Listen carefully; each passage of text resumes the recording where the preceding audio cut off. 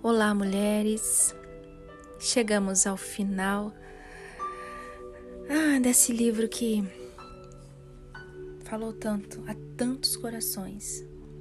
É o último capítulo, capítulo 18. Última cena na Montanha das Especiarias. Passado algum tempo, desde os acontecimentos relatados nestes capítulos, aconteceu nos lugares altos o dia da celebração. Muitos moradores da Vila da Humilhação se reuniram com o rei na Montanha dos Aloés. Entre eles estavam alguns que você conhece. A Senhora Valente, sua filha Misericórdia, seu genro confiante e destemido também estavam lá.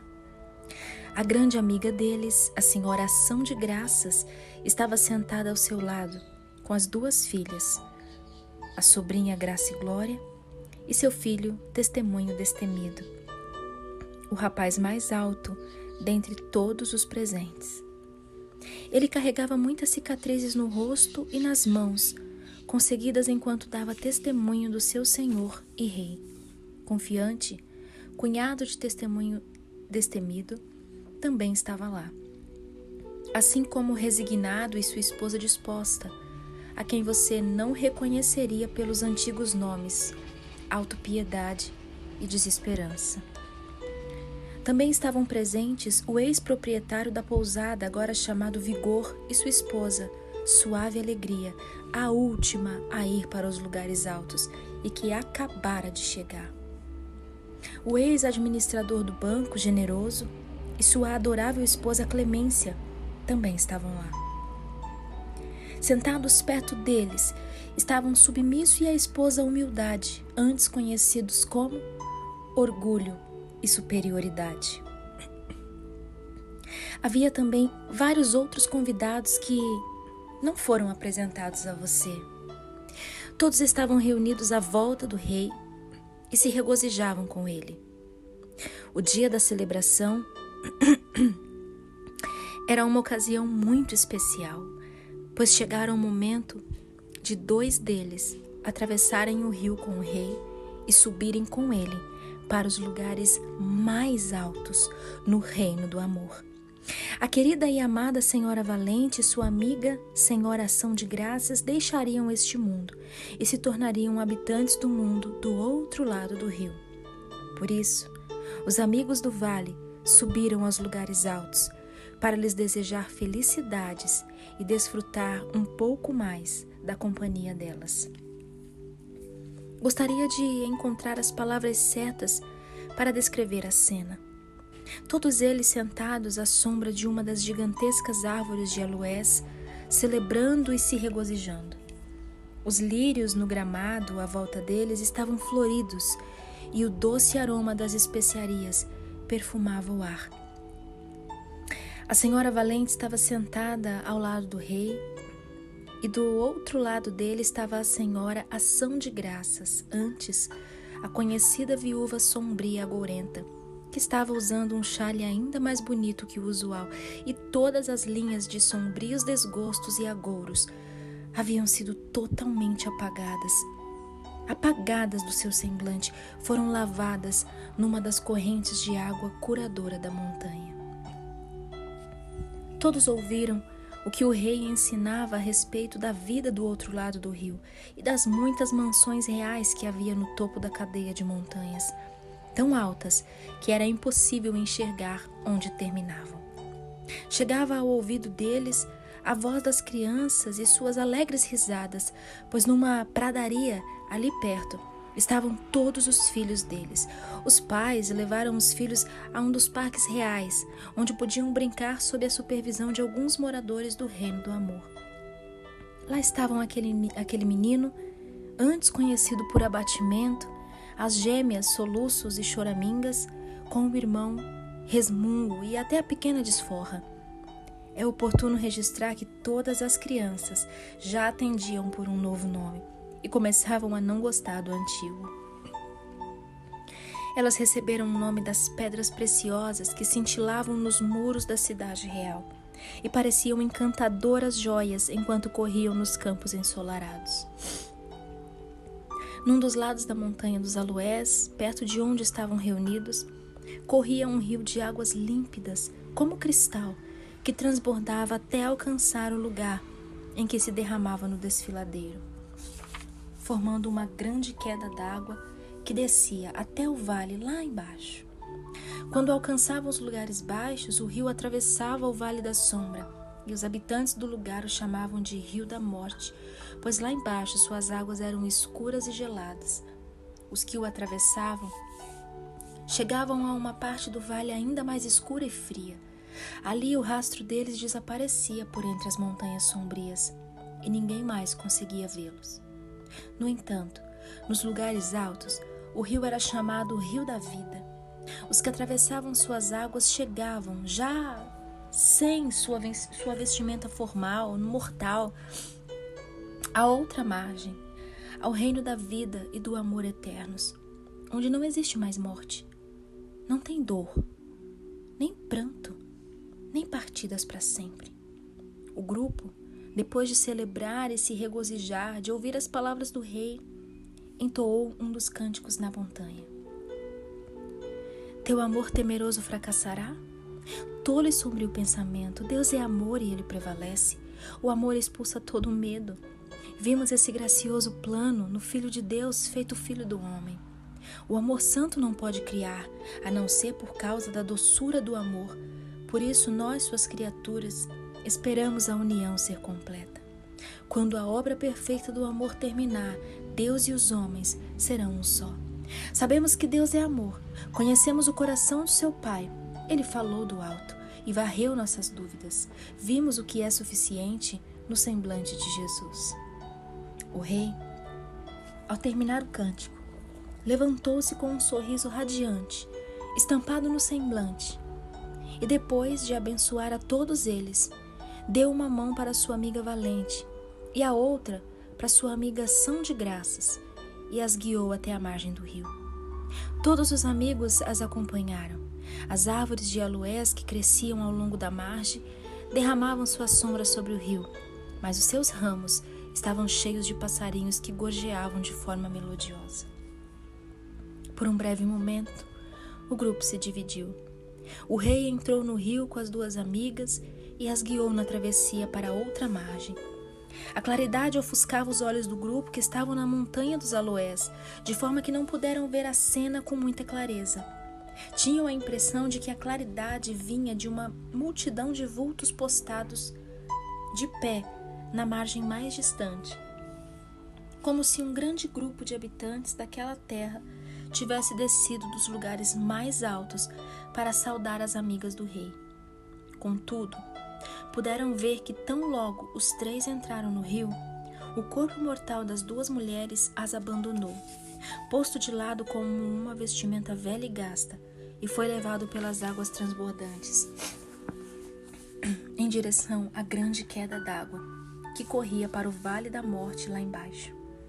O corpo à beira da margem pensou ter tido ainda um vislumbre dos dois belos e radiantes seres que antes viviam naqueles corpos mortais, mas que agora estavam livres.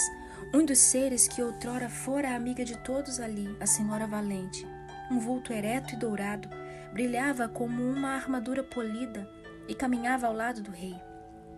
À outra mão do rei havia um vulto cintilante num manto branco que brilhava como luz. Logo em seguida, uma claridade tomou conta de tudo e os amigos sabiam que o Vale da Humilhação não as veria mais.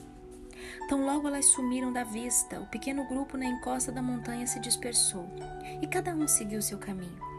Todavia, as duas filhas da Senhora Ação de Graça, sua sobrinha Graça e Glória e seu filho Testemunho Destemido, ficaram um pouco mais.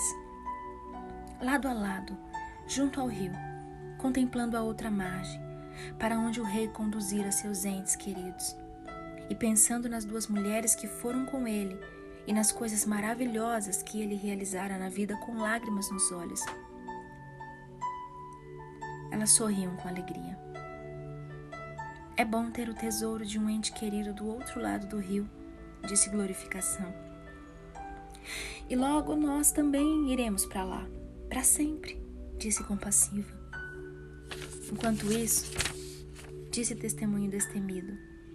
Temos um trabalho glorioso a fazer aqui. Assim, quando chegar o momento de nos reunirmos, aos que moram do outro lado do rio teremos troféus para levar conosco, para o louvor do Rei de graça e glória.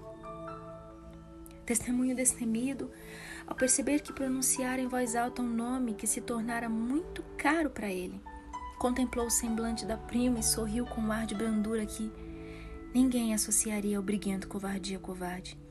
Não era Covardia Covarde que estava em pé ao lado de Graça e Glória na margem do rio, e sim alguém que o rei já transformara em Testemunho Destemido e que já se tornara um líder no serviço do rei. Graça e Glória não disse uma palavra, mas quando os 4 por fim se afastaram da margem, ela deslizou sozinha para a sombra de uma das árvores de aloés, se acomodou no lugar de onde podia vislumbrar os vales abaixo, que se estendiam no enevoado azul distante. Ficou sentada ali, pensando em muitas coisas. Lembrou-se de tudo que aprendera nas 9 montanhas das especiarias e, acima de tudo, contemplou aqueles vales distantes. De repente, viu que o rei estava de volta e conduzia Testemunho Destemido a uma pequena distância do lugar em que ela estava. Ela os observava atentamente enquanto estava lado a lado, conversando muito sérios. Ela os via com clareza e ouvia o murmúrio da voz deles, embora não pudesse discernir as palavras. Ela viu o rei apontar na direção das vilas distantes e percebeu como o Testemunho Destemido jogou os ombros para trás, esfregou as mãos como se tivesse animado. Ela percebeu a avidez com que ele escutava o rei. Viu quando o rei colocou o braço de forma amorosa sobre os ombros do homem que um dia fora o briguento Covardia Covarde e cuja grande mácula e fraqueza fora transformada em força ainda maior.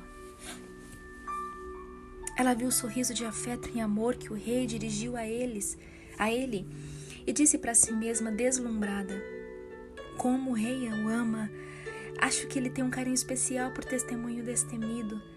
Contudo, esse é o homem que fugiu dele por tanto tempo, a quem eu odiei e temi por quase toda a minha vida. De repente, enquanto continuava sentada bem quieta e observava longa e intensamente a enorme figura cheia de cicatrizes de Testemunho Destemido, sobre cujos ombros os braços do rei ainda repousavam com afetuosa confiança, ela compreendeu como seu entendimento se iluminasse, a verdade que ainda não havia percebido. Ora, disse para si mesma, um tanto surpresa, veja só o que fez o rei. Ele transformou o que parecia ser o maior tormento, fraqueza e desespero da minha vida, a coisa que eu mais temia e pela qual sofria, em algo que considero a melhor de todas as coisas. Sempre tive medo de me tornar uma covardia covarde, pois ele me atormentou muito. O rei, com sua graça maravilhosa, transformou-me no que jamais esperaria ser, uma testemunha destemida. Ah, como o rei é maravilhoso! Que planos e propósitos amorosos ele tem para nós. Ele quer que nossos maiores tormentos e fracassos se transformem nas coisas melhores e mais consistentes da nossa vida. Eram fracos, mas se tornaram fortes. Foram poderosos na guerra e venceram exércitos estrangeiros. Graça e Glória continuou pensando, após uma pequena pausa com uma risadinha alegre. Não é de admirar que o rei o ame. Posso ver que ele já está rangendo os dentes como um cavalo de guerra, ao som das trombetas, com vontade de partir para aquelas longínquas vilas e ali dar o seu testemunho. Toda a energia que ele dedicava às suas brigas agora está direcionada para esse novo serviço. E ela se tornou o seu maior recurso. Quando ela chegou a esse ponto de seus pensamentos, viu o Testemunho Destemido virar-se para o rei e fazer uma pergunta. Então, o rei também deu uma risadinha, levantou a voz e disse com tanta clareza que ela ouviu: pergunte e veja qual é a resposta. Em seguida, os dois olharam para ela, sentada sozinha debaixo da árvore. Graça e Glória, chamou o rei. Vem aqui, queremos lhe falar. Graça e Glória levantou-se sem hesitar e se juntou a eles. Paz e alegria foram atrás dela, mais altas, majestosas e bonitas do que nunca. Graça e Glória, disse Testemunho destemido. Estivemos conversando a respeito daqueles vales longínquos ao redor do mundo em que o rei precisa de alguém que dê testemunho dele. Sim, disse ela. Nós vamos para lá, disse o rei. Você quer ir conosco? Graça e Glória, então, pôs uma das mãos sobre a mão do rei e a outra sobre a mão de Testemunho destemido e disse: transforma-me naquilo que desejavas, transformar-me naquilo que desejavas que eu fosse quando me criaste, meu Senhor, de acordo com a tua vontade. Os três permaneceram juntos, as duas criaturas unidas ao Criador. Ele era o desejo de amar e eles a resposta a esse desejo. E os versículos por meio dos quais expressava esse amor. A voz do rei ressoou clara e forte na montanha dos aloés, dizendo com alegre certeza e autoridade: pede-me e te darei as nações como herança, e os confins da terra como tua prosperidade. Salmos 2:8. Os três, antes de deixar a cadeia de montanhas da especiaria, entoaram juntos a nova versão do Cântico das Pedras Preciosas. Isaías 54:11. Eis a safira. Meu coração é um trono resplandecente em que o amor é coroado rei. Aqui minha vontade obediente deleita-se em ouvir até conhecer tua vontade em tudo. Eis a ágata, o mais justo Senhor deles, meu rubi de sangue e fogo. Eis meu coração partido, feito inteiro e em todas as partes, teu nome está escrito para sempre. Eis a límpida esmeralda, tirando a vida. Da semente caída e pisada, aqui louvo ao Senhor que cumpriu sua palavra e concedeu 100 vezes mais. Com que cores límpidas brilhantes, minha orla de pedras, brilham como bandeiras reais desfraldadas. Agora irei adiante, meu Senhor, fortalecido por tua palavra, demarcar terras ao redor do mundo.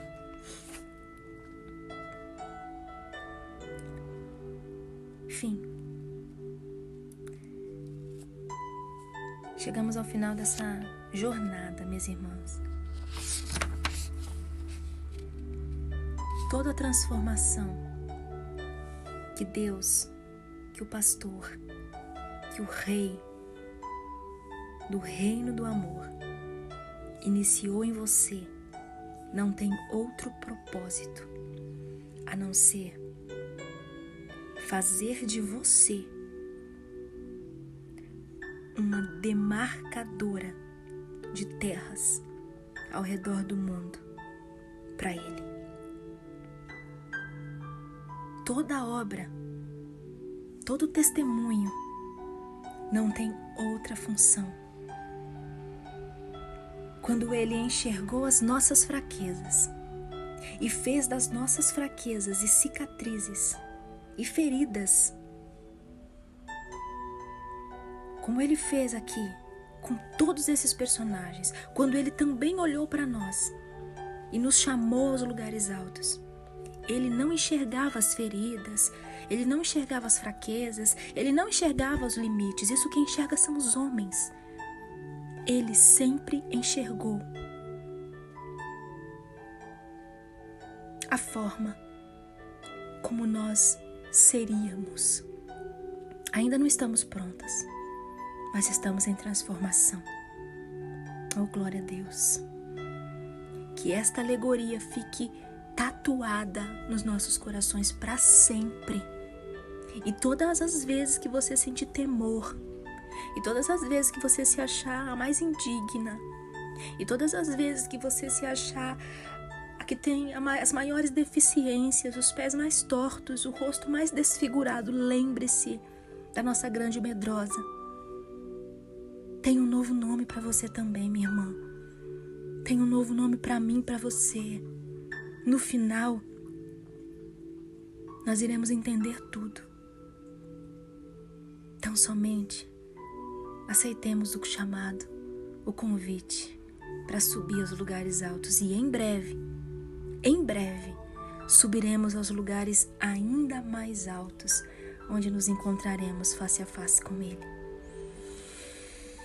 Uau!